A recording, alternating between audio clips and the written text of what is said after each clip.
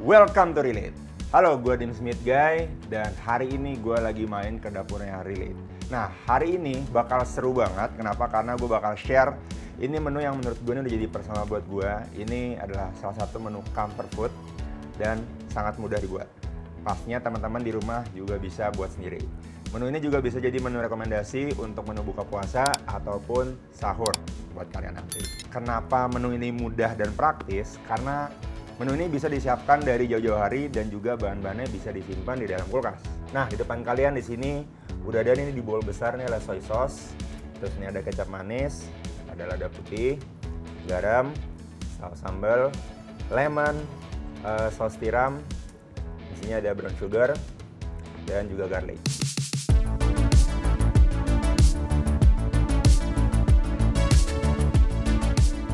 Oke, ini selain bumbu-bumbu di depan, ini buat marinasi, gue udah siapin bahan paling spesialnya nih. Ini adalah dagingnya yang udah gue marinate.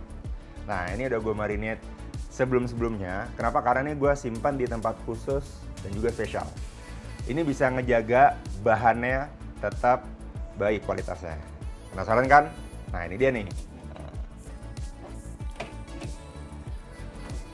Nah, untungnya di dapur Relate ini punya kulkas yang sangat canggih dan juga keren. Mereka punya kulkas ungkap bespoke Samsung. Nah, salah satu kegunaan ungkap kompartemen ini bisa menjaga bahan makanan dalam keadaan soft freeze. Soft freeze ini guys, kegunaannya sangat banyak. Di sini dalam keadaan soft freeze, bahan makanan umurnya jadi lebih lama. Misalkan kalian mau ungkap ayam, terus kayak gue nih marinate daging. Nah, ini berhari-hari gue taruh di kulkas ini nih, ini tetap fresh bahannya. Dan sekarang gue bisa langsung masak tanpa gue nunggu mesin nge-defrost. Jadi nanti yang buat masak itu adalah daging yang udah gue marinasi ini.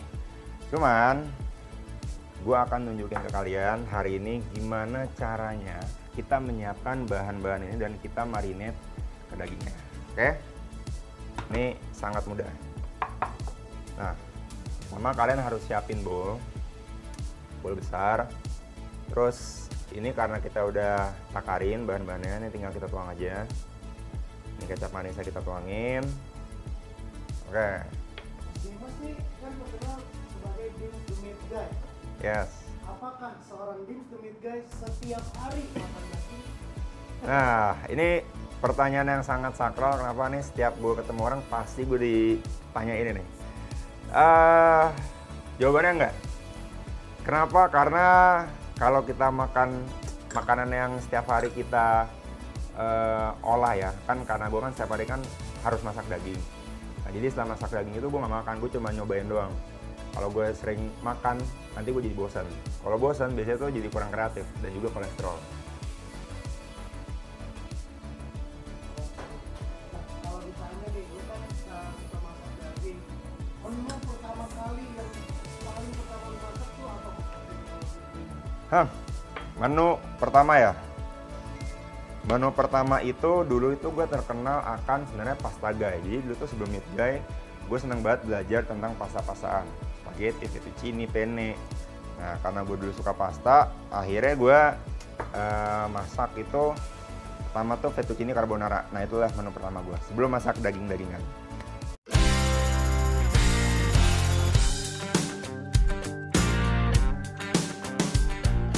Cita-cita gue itu dulu gue tuh pingin banget punya steakhouse.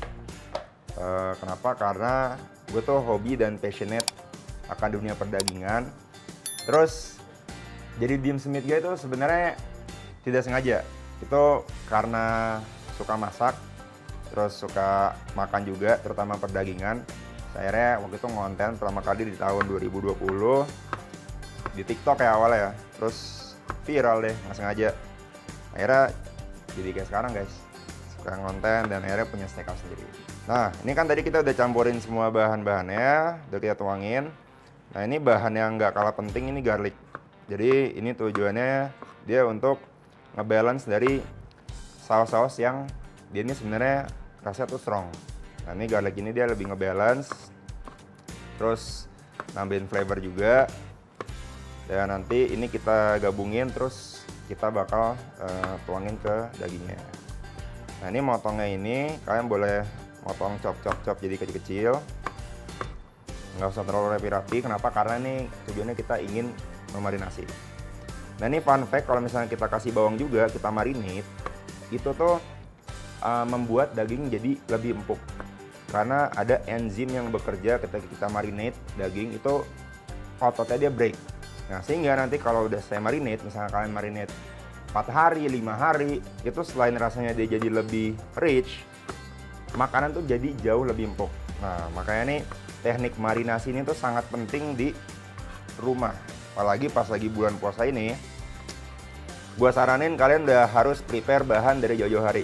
Oke, ini kita udah saya chop. Oke, jadi ini kita tinggal masukin aja ke bowl. Nah, kita campur bahannya.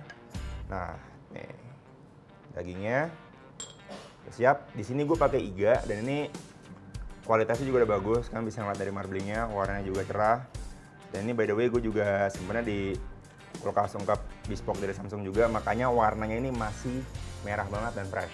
Ingat, kalau kalian nyimpan bahan makanan jangan asal, jangan taruh di chiller doang. Kenapa? Karena nanti kalau suhunya tidak stabil dan suhunya tidak sesuai, itu warnanya bisa jadi lebam, gelap, flavornya jadi nggak enak dan bisa jadi agak lebih alot. Ya. Walaupun masaknya di medium rare gitu tetap alot Mas. Bakal lebih dry. Nah ini udah kita tuangin dalam dagingnya. Nah udah kayak gini. Sebenarnya opsi ini karena ini tenggelam ya, cukup banyak. Kalian bisa pakai sarung tangan. Nah, terus gue tuh hobi ngebejek-bejek bahan makanan yang udah dimarinasi. Kenapa? Karena supaya si cairannya nih lebih meresap ke dalam daging. Oke, tekan-tekan. Terutama nih kan juga ada garlicnya nih.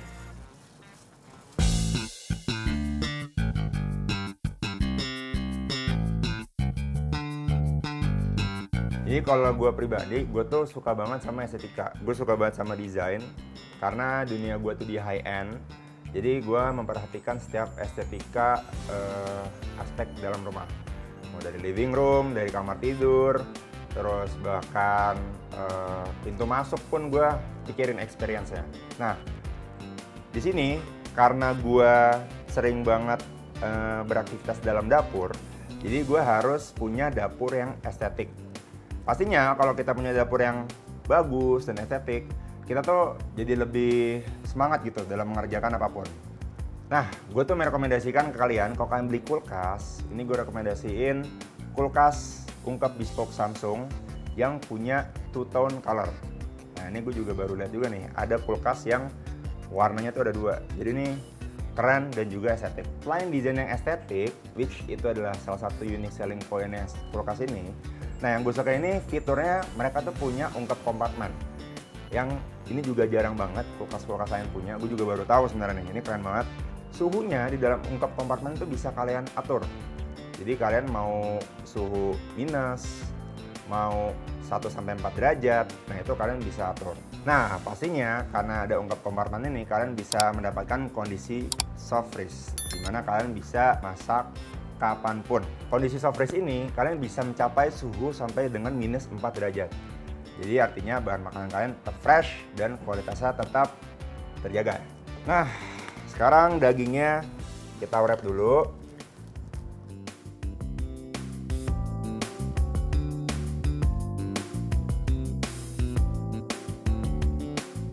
Sekarang gue pengen masukin ke kulkas, gue pengen masukin ke ungkap kompartemennya.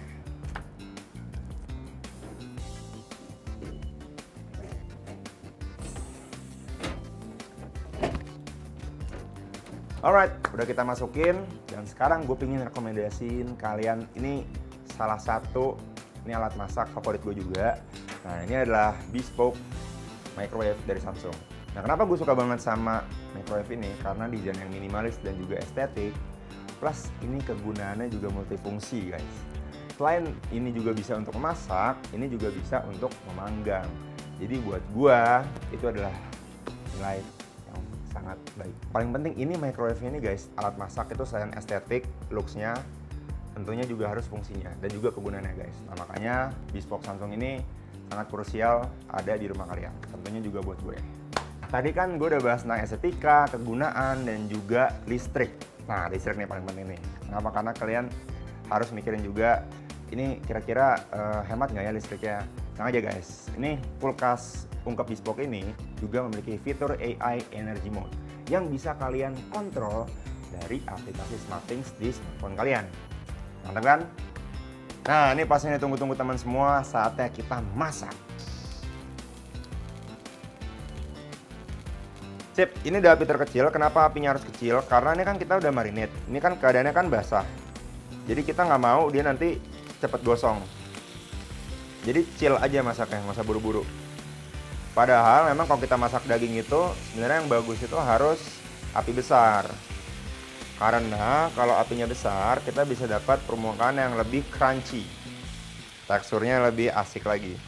Flavornya lebih enak. Nah, cuman karena kita marinate, ini pengecualian. Ini kita harus low heat.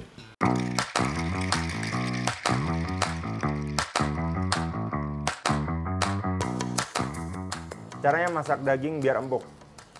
Yang pertama, sebelum masak kalian harus cari daging yang kualitasnya bagus. Oke, itu satu. Kalau kualitas bagus, mau sirloin, mau tenderloin, mau secondary cut, mau pikanya, cut apapun udah pasti empuk. Cuman jangan brisket juga ya. Itu harus masaknya lama, harus 8 jam tuh. Baru dia breakdown. Nah, gue saranin mungkin kalian bisa, kalau kalian grade yang nggak mau terlalu tinggi, tenderloin dan juga ribeye. Nah, itu potongan yang lebih friendly untuk teksturnya, jadi nggak terlalu keras. Kalau sirloin itu dia lebih tough. Kenapa? Karena dia terletak di bagian otot yang sering digunakan untuk bergerak oleh sapinya. Gitu. Jadi kalau mau empuk, beli grade yang tinggi ya sekalian. Atau kalian bisa pakai teknik marinasi yang gue lakukan sekarang ini. Kalau kalian marinate, otomatis tadi yang gue bilang apa? Dagingnya jadi jauh lebih empuk. Dan juga flavornya lebih meresap. Nah, makanya kalian kalau marinate kayak begini, wajib punya kulkas ungkap bespoke dari Samsung. Ya nggak? Karena serius loh guys, ini ilmu juga. Soft freeze ini banyak orang yang belum tahu. Jadi gue banyak banget dapat DM, gue banyak banget dapat komen, bang, gue udah beli daging nih, bagus-bagus. Kenapa pas gue masak tuh ada aroma gak enak? Terus flavornya tuh kayak gamey itu tuh sapi banget, kayak bau darah. Pas gue cek, biasanya mereka ngirimin video tuh, tutor kan, atau enggak foto. Ini sebelum dimasak, sebelum dibumbuin aja, itu dagingnya tuh udah lebam. Pasti dia simpennya nggak bener. Sebenarnya kalau kalian mau simpen sampai bertahun-tahun, itu kalian bisa simpannya di freezer. Nah, tapi biasanya tuh kan kalian kan nggak sabaran kan. Oke nih, keluarin daging, terus nggak mau beku, terus langsung masak. Tapi udah ditaruh di kulkas berhari-hari, kalian lupa tuh ada daging di kulkas. Nah, itulah yang bisa membuat daging rusak. Kulkas ungkap bespoke ini tuh cocok banget buat kalian yang emang suka masak steak kayak gue. Karena itu dia, ada ungkap kompartmennya. Nah, dimana tuh bisa ngejaga suhu stabil di kondisi soft freeze sampai dengan minus 4 derajat. Jadi kan tetap fresh dan juga kualitasnya tetap terjaga.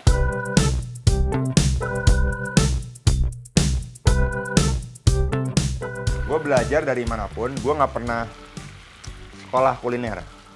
FPI gue nggak pernah sekolah kuliner, oke? Jadi banyak banget yang ngira, oh ini dari ini nih, sekolah kuliner nih, dari Perancis nih, dari mana nih? Atau pernah kerja di restoran? Gue pernah sekali tahun, cuman itu cuman sekali doang waktu seumur umur. Tapi gue belajar itu biasanya gue dari artikel, dari YouTube, dan juga pengalaman gue pernah kerja di salah satu restoran setahun doang sih waktu itu jadi cook, bahkan jadi tukang cuci waktu itu ya di salah satu restoran.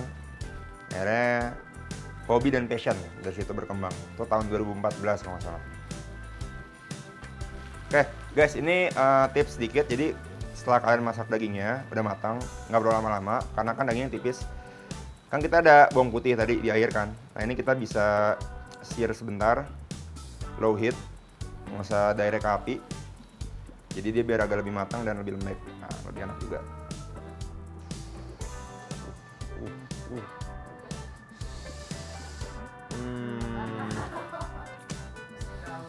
best of the best ini. Nah, sekarang kita akan buat side dish-nya.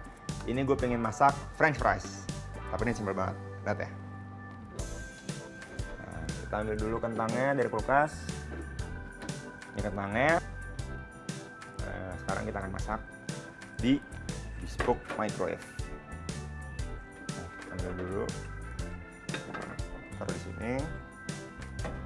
Masukin. Oke, tutup. Sangat-sangat multifungsi, selain bisa masak, goreng, dia juga bisa memanggang. Keren banget kan? Lengkap.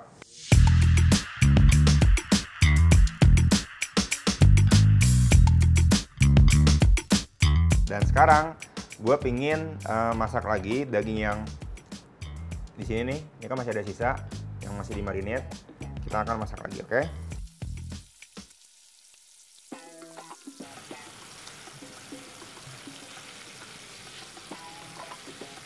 Ini sharing ya, kalau kalian masak steak itu tuh kalian harus tahu teknik dry brine.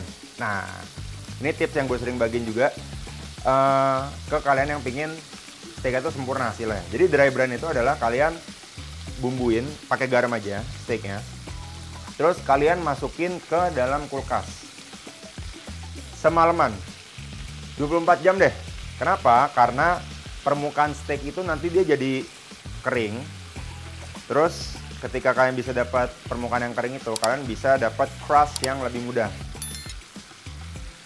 Oke, ini kita juga udah selesai masaknya. Ini aromanya udah menggugah banget ya. Ini cocok banget sih emang nih ya, buka puasa bukber gitu rame-rame. Apalagi buat kalian yang pingin pamer skill masak kalian ke calon mertua ya. Ini menu yang keren. Nah, ini seperti biasa. Ini endingnya nih kita masak sebentar ya. Si bawang putihnya supaya apa? Teksturnya dia agak lebih lembek. Jadi pasti dimakan sama dagingnya tuh burst in your mouth. Ini experience ini bakal ngiler banget. Ini aromanya juga udah semerbak ya. Gawat.